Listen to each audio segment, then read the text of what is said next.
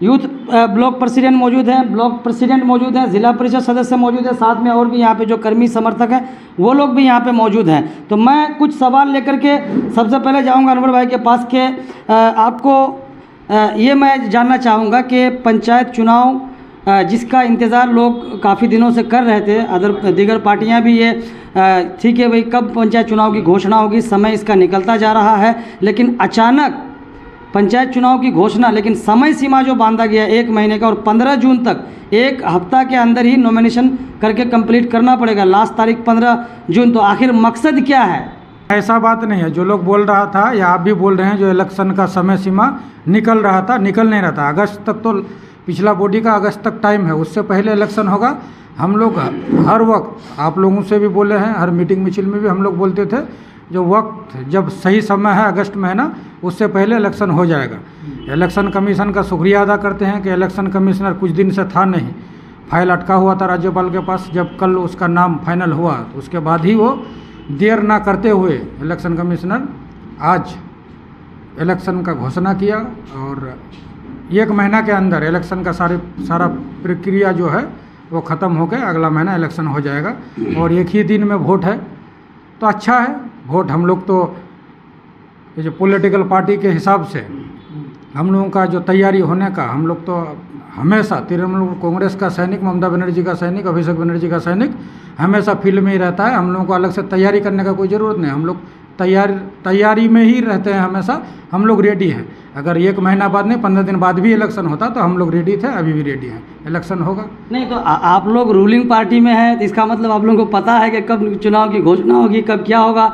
शुरू से ही आप लोग मीटिंग मिचिल कर करके सब कुछ सेटिंग करके रखें। लेकिन जो अदर पार्टियां हैं वो चुनाव के घोषणा होने के बाद ही एक्टिव होती है। जिस तरह से पंचायत चुनाव का समय सीमा है 28 दिन से 45 दिन तक, तो कम से कम समय को क्यों लिया गया, ये सवाल है। देखिए ये गलत बात है।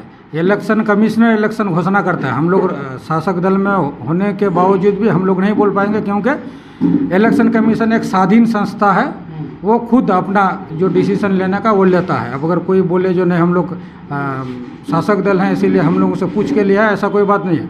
अब रहा बात हम लोग तैयारी किए हैं और अगला विरोधी पार्टी तैयारी क्यों नहीं किया है उसका जवाब तो वही लोग देगा। उसके लिए हम लोगों का ये जवाब है कि वो लोग तो है भाई बरसाती मेंढक। जब बरसात आएगा, अब इलेक्शन आया, घोषणा हुआ, अब देखिएगा 1000 तरह का मीटिंग मिचिल करेगा, इलेक्शन फाइट करेगा, हारेगा, फिर बैठ जाएगा। लेकिन हम लोग जीतते हैं तब भी, हारते हैं तब भी, हम लोग हमेशा अवाम के पास रहते हैं, अवाम के साथ रहते हैं। इसलिए हम लोगों को इलेक्शन का डेट कितना दिन का मिला इससे कोई फ़र्क नहीं पड़ता है।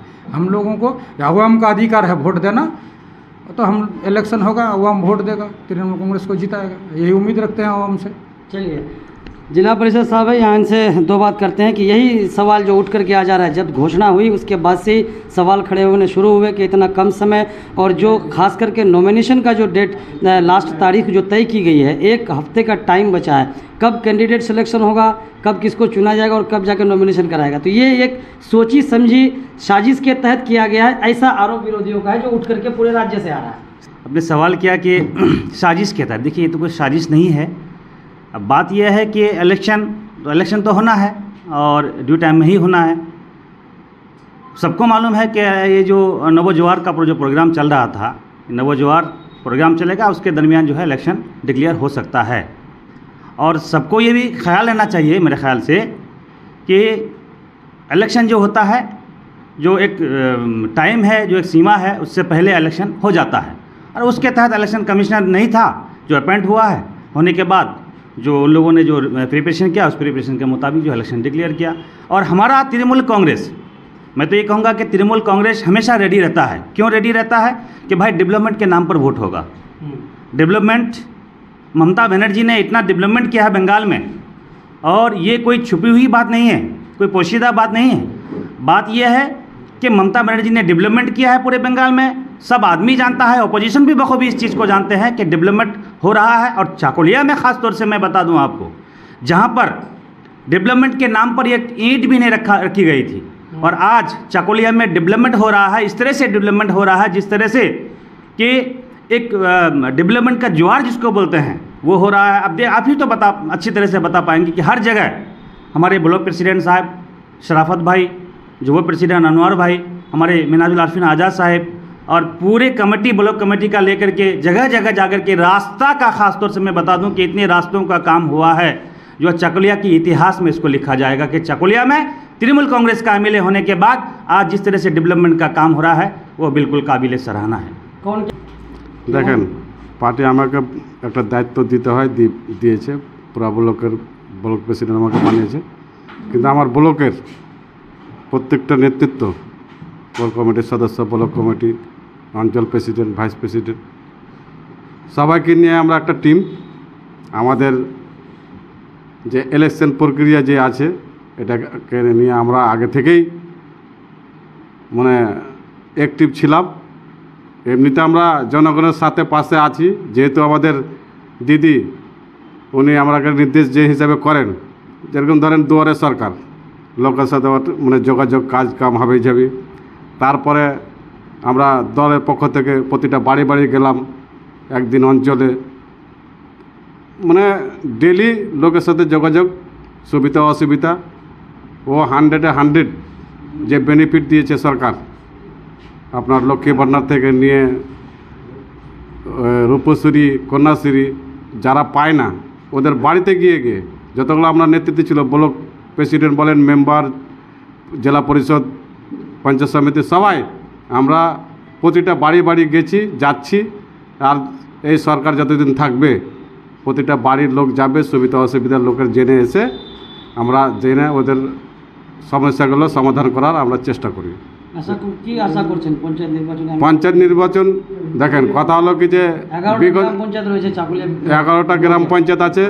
আমার এটা ভরসা এলাকাবাসীর কাছে যে উন্নয়নমূলক হিসাবে উন্নয়ন যে দিদি করছেন তার নিরীক্ষে আমাদের পঞ্চায়েত 11টা পঞ্চায়েতই দখল হবে, পঞ্চায়েত সমিতি দখল হবে, জেলা পরিষদ 3টা জিতাবে। এলাকাবাসীর কাছে এটা আমার দীর্ঘ বিশ্বাস আছে। কেন কি যে লোকের সাথে জড়িয়ে আছে টিএমসি পার্টি, মমতা ব্যানার্জির সরকার। অন্য সরকার আরও তো দেখেছে লোক, বিগত 34 বছর ধরে বামফ্রন্ট ছিল, কি উন্নয়নমূলক কাজ করেছে, বাড়িতে বাড়িতে আপনার টাকা পৌঁছে যাচ্ছে। তো জনগণ সাথে আছে, মমতা ব্যানার্জির সাথে, টিএমসি পার্টির সাথে আছে। अच्छा नंबर एक सवाल मेरा ये है कि जिस तरह से तृणमूल कांग्रेस सत्ता में है तो ज़्यादा कर्मी हैं, ज़्यादा नेता हैं, ज़्यादा लोग जुड़े हैं तभी सरकार है। तो पंचायत चुनाव में एक चीज़ जो निकल कर के आई है कि अलग अलग सीट से कई दावेदार हैं, लेकिन पार्टी एक ही का निर्वाचन करेगी, एक ही का चुनाव करेगी। तो ऐसे में कई जगह देखा गया है कि बगावत के सुर निकल कर के आते हैं।